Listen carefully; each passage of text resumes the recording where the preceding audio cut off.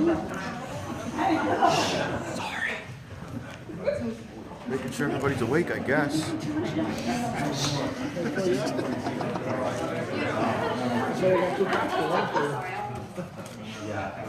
They're gonna take me out and leave my phone.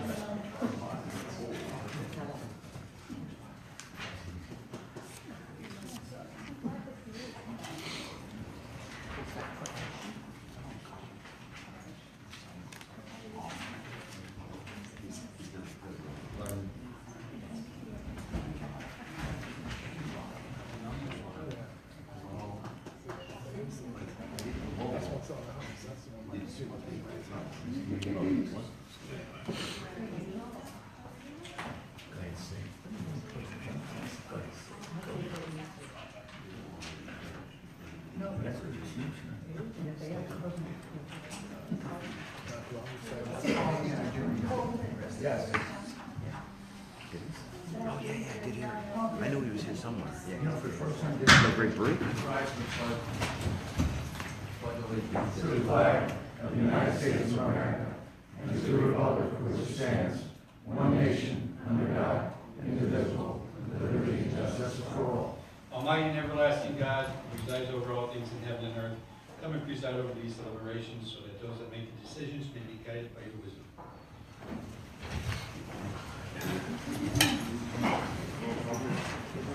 Mr. Velasco. Here. Mr. Brooks. Here.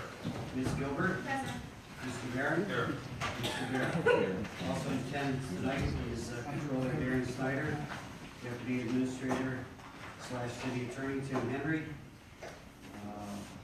Police Commander John Curham, Assistant City Attorney Maureen Collins, Alan Clapton, Deputy Fire Chief, Assistant City Clerk Catherine Payne, and Administrative Assistant Lisa Sanfilippo. Does anyone from the public wish to comment on legislation pending before council tonight?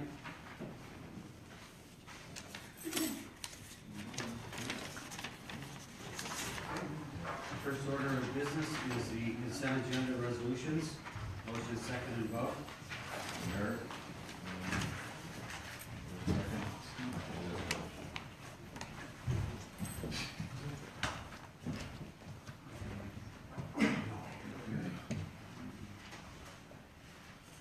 Next is the consent agenda ordinances. Motion second and vote.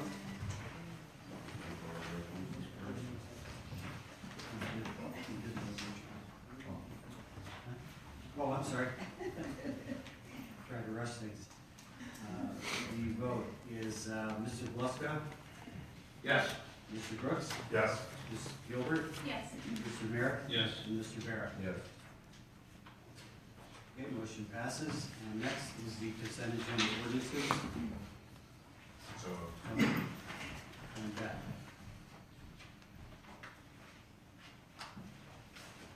Mr. Bluska, Yes. Mr. Brooks, Yes. Ms. Gilbert, Yes. Mr. Merritt, Yes. and Mr. Barrett. Yes. Motion passes also.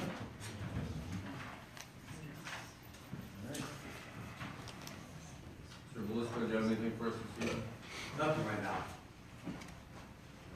Mr. Brooks? I just wanted to make a comment on a sad and regretful passing. For 247 years, the Hollenbach and Wells family have lived within feet of the public square. And Virginia Wells died earlier in this month. And it's odd that kind of amazing that her father-in-law built this building. And there's a plaque that Ms. Wells downstairs in the lobby. And Edward Wells' brother gave us this clock.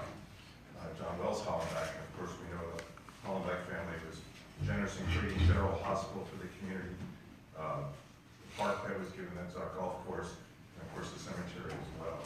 So it's deep regret that it's 4 generations from the very, very beginning, and that line now ends. So I just want to mention that. Ms. Gilbert?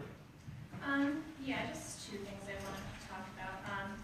In Boulevard Townhomes on South Wilkes-Barre Boulevard, there's a part of the townhomes that is supposed to be swept by the street sweepers. It's a city street, but it hasn't been swept in years. I don't know if it's possible to have that swept, or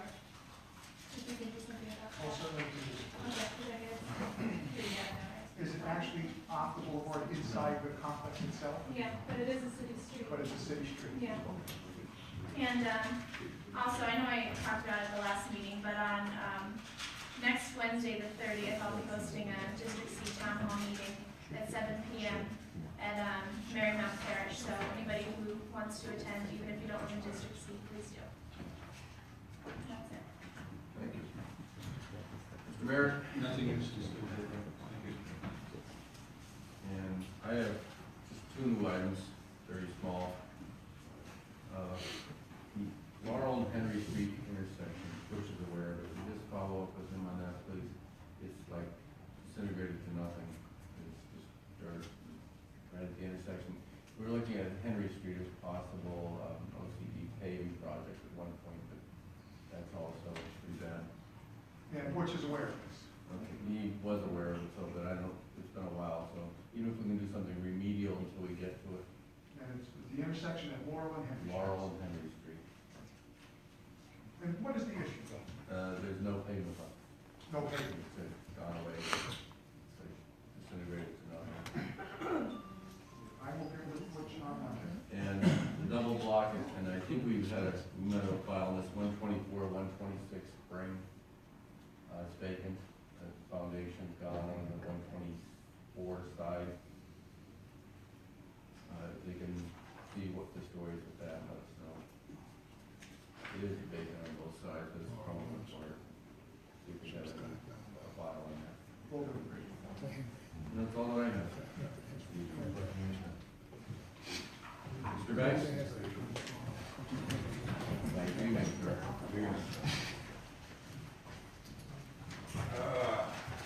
Wish I had a half an hour. I know I don't. I'm here again to complain about my neighbor. Now, for the past 2 years at least, I've had to tolerate him using my yard as his dog's dump site. You come out of his house, the steps on his house are on the left-hand side, right next to my driveway. There used to be bushes there. They moved in, they took the bushes out. There's about 28 inches of property to the line. It's not even enough for a trash can, but they've decided to put their trash cans there. They've decided to come out and let their dog go this way to my property to do its business rather than this way to theirs.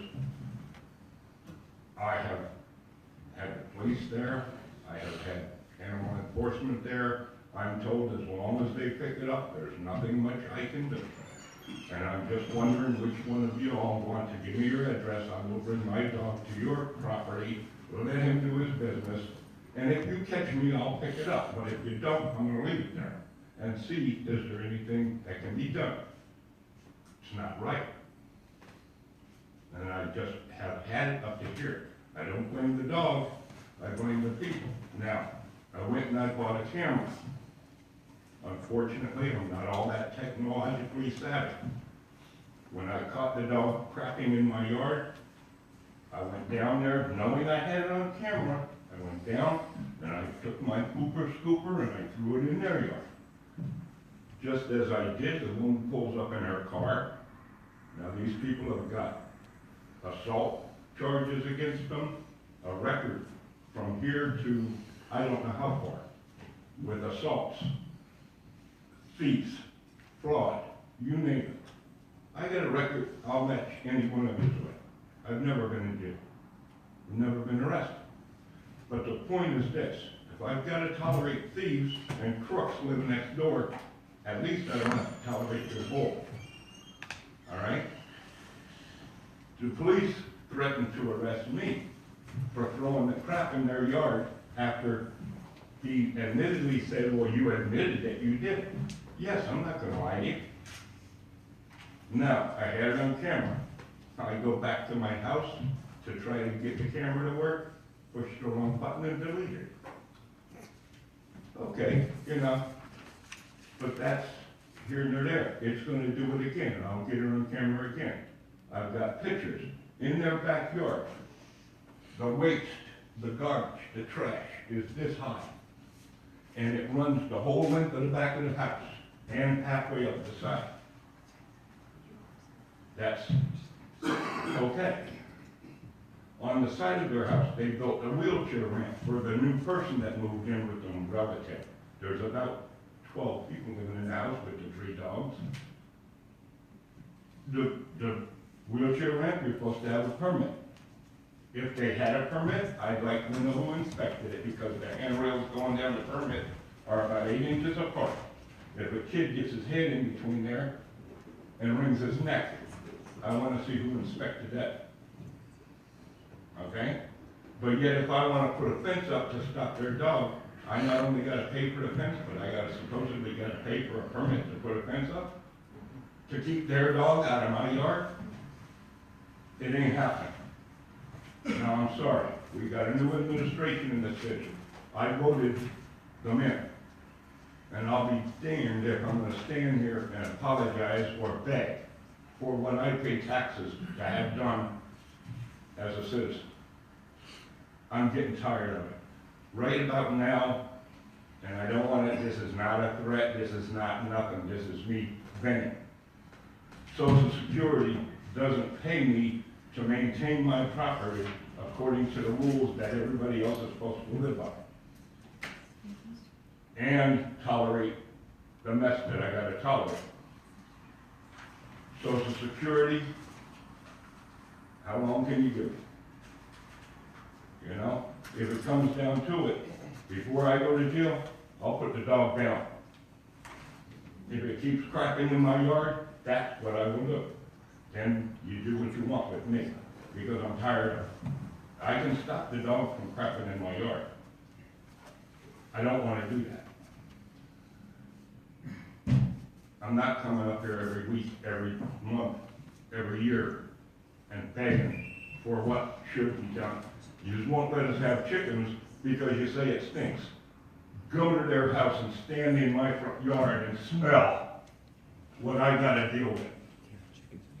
Mr. Banks, I think you're thinking the same way. It sounds like a health issue or a department issue. I've called the health department, sir. Well, maybe we need to resend them back up there again. I've got pictures. You're right, it's not the dog, it's the people that live there that have the trash and control the dog, and they're not controlling the dog. If Mr. Banks wants to give you the address either now or after the meeting. 37 Hudson Street, sir.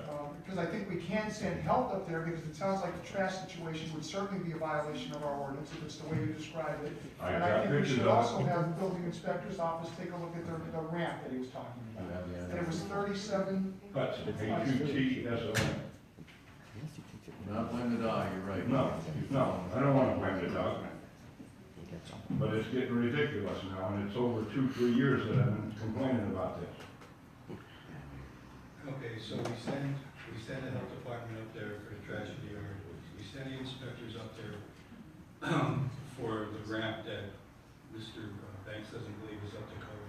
We're still not addressing the problem of the dog going to the bathroom in his yard. Mr. Banks, did you, I would have contact to animal defer to the enforcement? police department. Yes, sir, If they can't I've had issue the Wilkes citations, City someone Police, picks it I've up. had animal enforcement, and I've had the health department up there. Well, isn't there something that you have to, I mean, even if the dog was in your own yard, you still have to pick it up because Yes, to get some water. yes, you are required to do that under our code of law. Right, so I mean, that's an issue right there, regardless if it's going in their yard or his yard.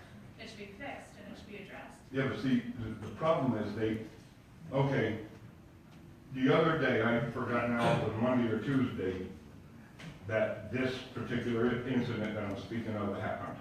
The woman, the minute she seen me throwing it, she jumps out of the car and she's complaining, you know, you can't do this and you're throwing the dog. And I said, well, your dog just did it in my yard.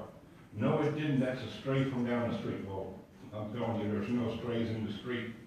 And if there is a stray dog on the street, how come my yard and their yard are the only 2 yards that have dog crap in them? So what I'm saying is, I saw the dog do it, I had it on video, unfortunately, I deleted it, but the point is, the woman has a record of assaults. And the first thing out of her mouth was, don't hit me. She's on the phone with 911. As though I'm doing something that I'm not supposed to not stand there. She's got the phone in her hand. I don't want to have to deal with these people. Can we add the animal enforcement officer to that list? I mean, so make sure the dog is licensed and speak to the owner of the dog about controlling their dog, keeping it off everyone else's property. and they say they keep it on a leash. I do have it on video. The dog is not on a leash. We will be in touch with you on all of those. Thank you. Okay. Thank you. Thank you, sir. John Sahoski.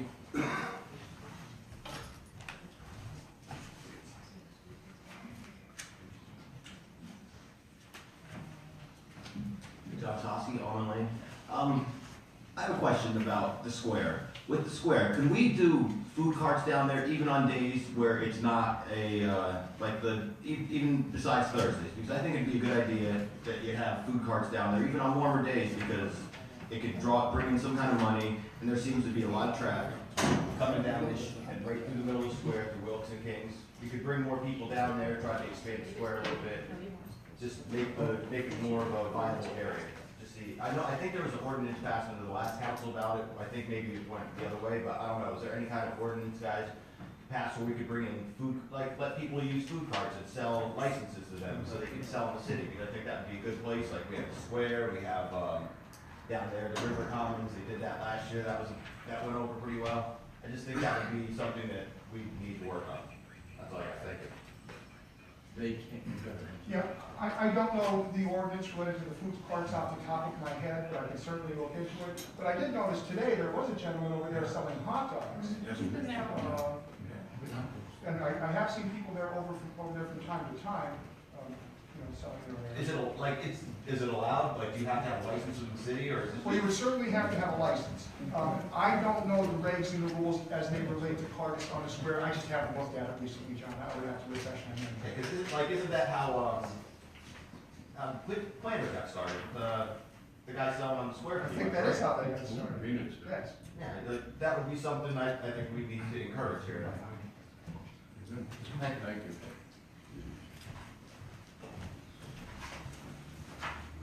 Mr. Giroux? Evening, James Giroux, 47 Minor Street.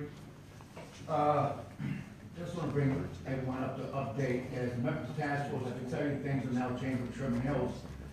As 2 months ago, the owners have now taken possession back of 2 stores they had there.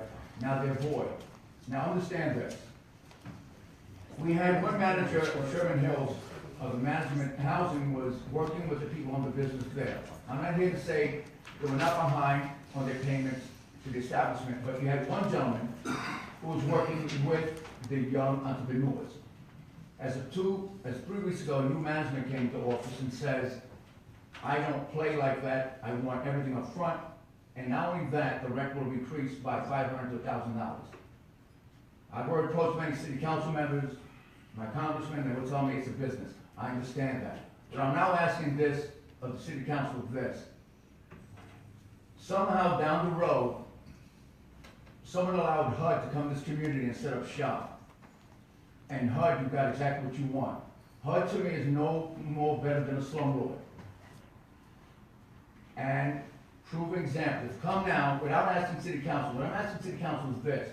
I'm asking you to write a letter to the ownership and stating, we know it's a business, you made a decision, and you had to do that. But at least they'll give the courtesy to allow city council that we're doing this to let's prepare what happens afterwards. And this is what happens. Those stores that were open, had open dialogue. I was able to talk to people, many other people, without threatening their community and people to exchange information. Now you close that off. I need city council to let the people who run that, to let them know when you make decisions, you affect our community. At least give the decency and respect to let city council, you're closing down, yes, a business decision, but to the impact it will cause our community. So I'm hoping city council does write a letter as people in this community saying, look, we know it's a decision, but can you at least inform us so we can know afterhand when you leave what we have to do. And this is what we have to do. It took a year for us to build the rapport with people up there many times who didn't see favorable with city council. Now they took that from us.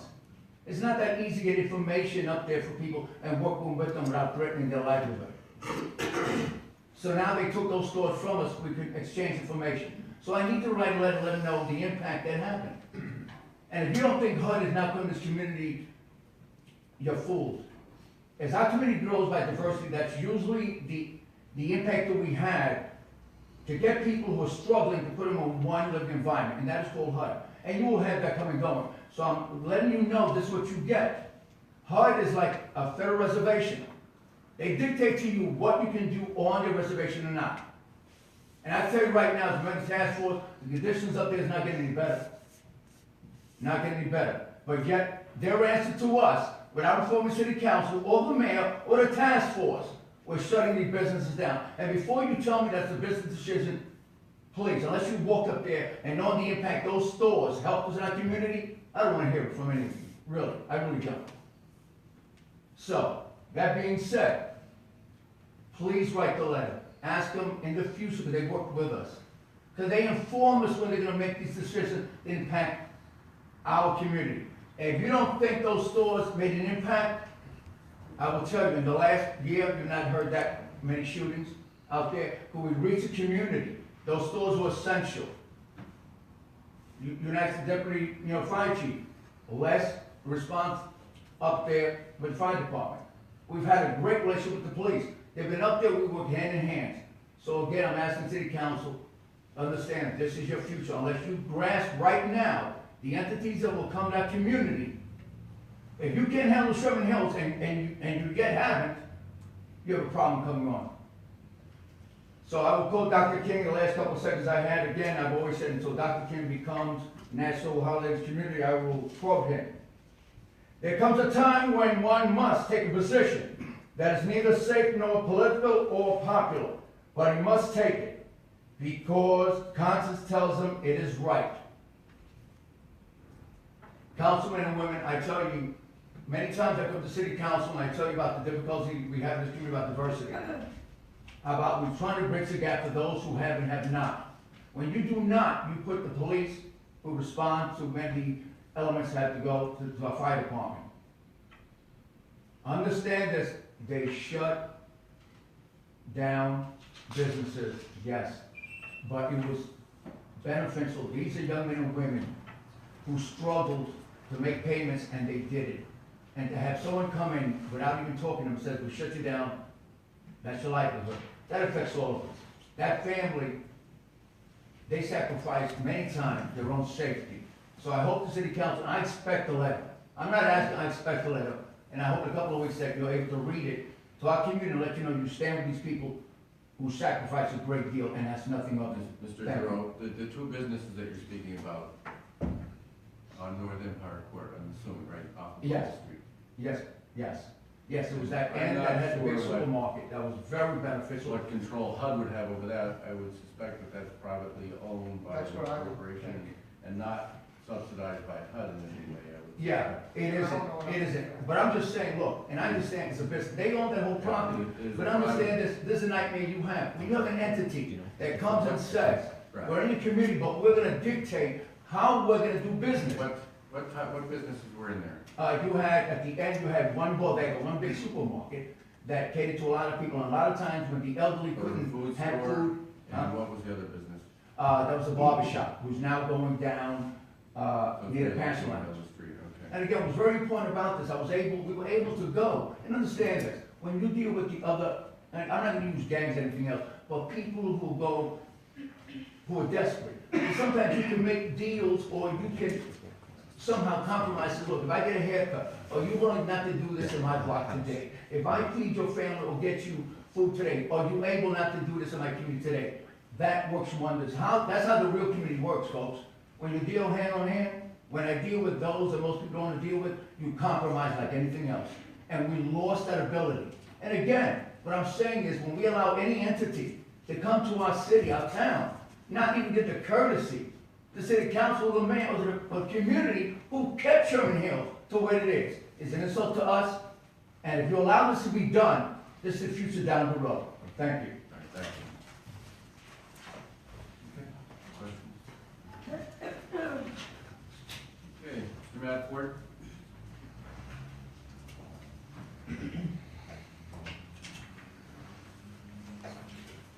Good evening, Matthew Ford, Oak Street.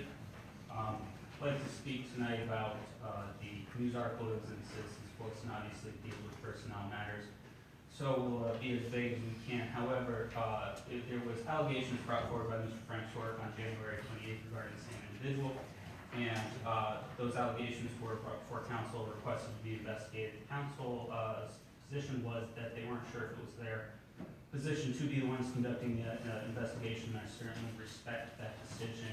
So, always good to be on the right side of the law, and I admire you guys for being that way. However, I also implored the mayor at a later meeting, and he decided that he said flat out, I will not investigate these matters.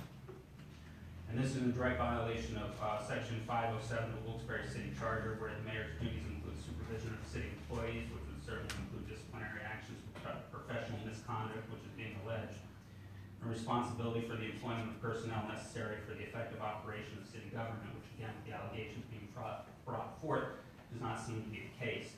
And being council's position what it is, I would then request of council to listen to the resolution I brought today with me that I'll submit. Be it resolved by the City Council of Wilkes-Barre, whereas allegations have been brought before City Council by Mr. Frank Sorek on January 28, 2016, regarding the professional conduct of the Chief of Police, whereas Mr. Sorek has offered to testify under oath to these allegations, whereas on March 24, 2016, it was reported in the Citizens' Voice that the police union had submitted a 13-page letter to City Council members and the mayor alleging professional misconduct. Whereas the misconduct is said to include alteration of police reports and misallocation of police resources based on locations tax statuses. Whereas the mayor has been employed by city residents to investigate these matters. Whereas the mayor has brazenly refused to execute his duties and investigate these matters, and has thus failed to comply with section 507 of the Wilkes-Barre City Charter, where the mayor's duties include supervision of city employees, responsibility for the employment of personnel necessary for effective operation of city government. Therefore, be it resolved, the City Council of Wilkes-Barre requests an independent investigation of these allegations by the State Attorney General's Office to determine the veracity of the claims and take any and all appropriate actions resulting from such investigations. Now, this is a non-binding resolution. You guys could do it in one vote tonight, and what it does is it just gets the process started and washes your hands. You guys don't have to worry about not having done anything about possible crimes being committed. City residents have a expectation of moral authority coming from the chief of police, and it's only reasonable that these allegations be properly investigated by a law enforcement officer. Obviously, with conflicts of interest in the local area, it would have to go at least to the State Attorney General's office, if not the FBI. And I'd like to submit, again, this resolution, if I may.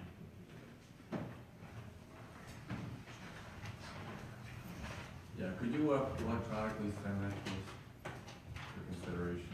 I could.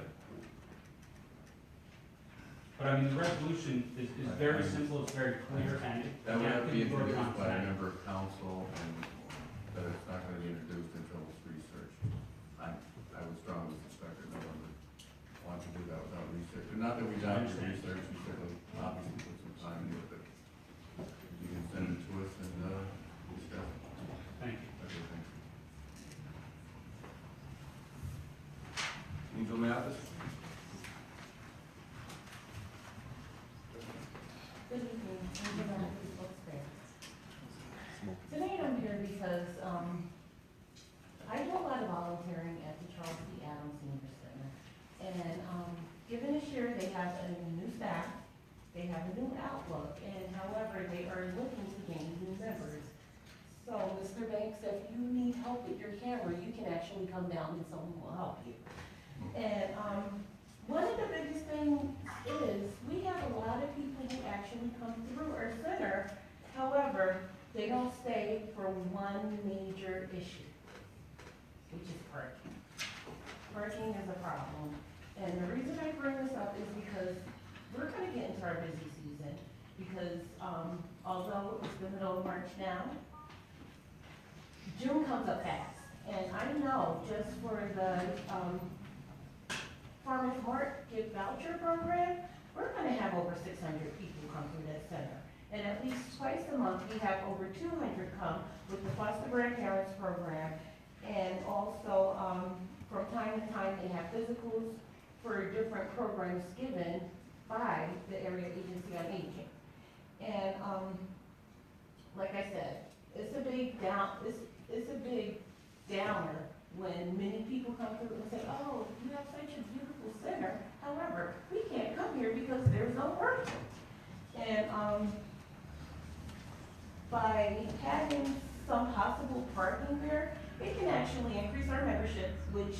turn will possibly increase, revenue in the downtown area because we're bringing more of the 50-plus population into the area. And quite honestly, a lot of them, after they play bingo, they go shopping. So, and it was brought to my attention, at one point, there were parking provided, and however, with the last administration, it was taken away. So, I implore you to actually look and see exactly what that, what bill was struck when there were parking, and consider bringing it back. Do you recall where the parking was or? It's in the parking right across the street, that way. So there are so many spaces that were allocated for the senior center. that Yes. was nice. And they were removed Yes, by the parking authority, I would assume. or I believe so. So are you a representative of the senior center or you're? Well, I'm here as a citizen, but I do sit on the board as part of the executive committee for the Missouri Wyoming County Area Agency on Aging, and I have been a member for more than 10 years. The parking authority, and correct me if I'm wrong, Tim, but probably would have jurisdiction in that, that matters. Yeah, they would certainly have control of that lot, although I believe that lot is actually owned by the city.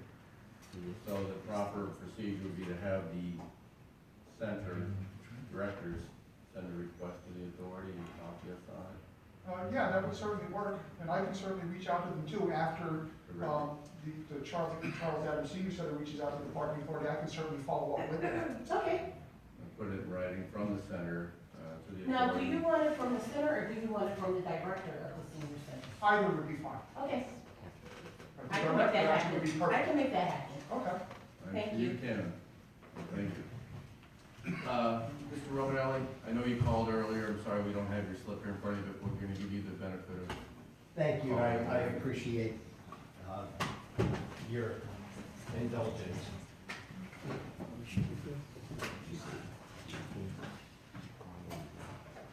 And thank you again. I just wanted to come up and say a quick thank you to council, mayor, and the police chief regarding the article that was in the newspaper on Sunday regarding the city's considering starting the discussion regarding decriminalizing cannabis. I understand that for the city, many have come to that opinion, seeing the changes in the country, and for very practical financial reasons for the city and logistical reasons considering crime and so on. But it's also a position echoed by our governor, who would like to see this statewide, and ultimately where we need the discussion to go and quickly.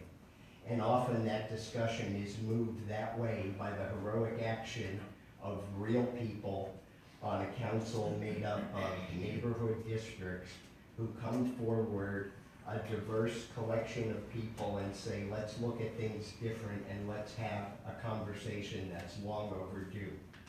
And beyond the practical reasons for the city is the shameful history of cannabis prohibition, the racism behind it, the economic inopportunity for real people, the surveillance, police, and prison state that we have become over a non-toxic plant that is not only miraculous in its medical applications, but is also the most competent of any of the recreational substances that exist, and also has the economic potential for 50,000 different industrial products. And despite all of that practicality, we have a crisis in this country of a racism that is so institutionalized and so disproportionately filling our prisons that isn't being addressed in any of these half-witted medical cannabis bills we're looking at in the legislature right now. and the hideous discourse that clings to reefer madness, scientifically inaccurate information regarding cannabis. It is an injustice that cannot be tolerated in a society that calls itself free. In Canada, when they started to change the laws, it came from police officers and judges speaking up and telling these same truths. I would like to say that in Pennsylvania, it could come right here from Wilkes-Barre by having this discussion, by including our congressional representatives and our state representatives in this discussion and having it as a community, and not get uneasy when uncomfortable subjects like racism come up, because it needs to be addressed. We only need to look at the Republican primary in this country to see how open and blatant and popular it is to be hateful. When are we going to be competent, professional, loving, and do what's right for our communities? Yes, it may change our way of thinking, and it may challenge things that we never thought we'd see challenged, but to do so would be real greatness. And Councilman Gilbert in particular, for your leadership in spreading this message and making people understand that the world won't end if we change our view on these things. We could do a lot. And I would finally say, and it's very difficult for me, I have seen people so close to me what drug addiction can do. I have seen the poisons from prescriptions and street drugs and alcohol and what it can do to people. And it kills you as a neighbor, as a coach, as a parent. And we have to take control of our families as well, and we can't do it by selling a bunch of hogwash and nonsense. We have to discuss drugs, crime and punishment, racism, and all the important issues in earnest, not in make-believe. Thank you. I have, for the media and for council and the administration, copies of the Pennsylvania Green Party statement on cannabis and a good way to get the conversation started. And again, thank you so much for your indulgence. Thank you, sir. Oh, I'm sorry.